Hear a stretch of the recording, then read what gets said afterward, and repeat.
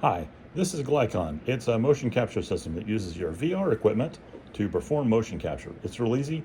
You put on the VR equipment and you're good. That's basically it. Just the one step. So here's what I wanted to show you tonight I want to show you hand tracking, how easy it is to set this up. So you've got your VR equipment on, and all you got to do then is set down the hand controllers.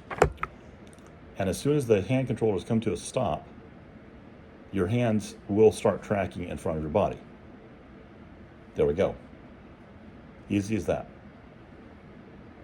Now, if I wanted to record something, I have this little pop-up thing that appears when I'm using hand tracking. So if I wanted to record hand tracking and I didn't want to have to swap back and forth between controllers and other stuff like that to do the recording, all I have to do is go into hand tracking and touch this little white dot over here on my arm that's next to my wrist. It's next to my wrist in real life, not the wrist in the headset. So I touch that little dot to the little dot there, to the little recording button, and that's all it takes. So as soon as that dot touches that, then it starts recording. The problem is, you can't see this from the mirror view, but that's actually about half a foot away from me right now. And I'm already comfortable in my chair. I don't want to have to move over there, all that way over there to touch that button. So let me show you what we got to do. We're going to use the hand controllers here. Pull the trigger on both of them to reactivate hand controller mode. I'm going to recalibrate the controllers real quick, so a little easier there. Okay, and now pull up the UI, and you want to go to, let me show you what that looks like here. Here's the UI.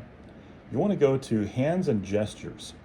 And here, there are two options. One's joystick and fingers. One's joystick and one's fingers. If we click on fingers, it has more text underneath it. You can read this later. And then there's a button that says set position. And if you click that, you will notice, I didn't show it on the screen, so I'm going to move that. You'll notice this little thing. If I can get it to appear over there next to that. There it is. Okay. So you have this little extra window that appears here.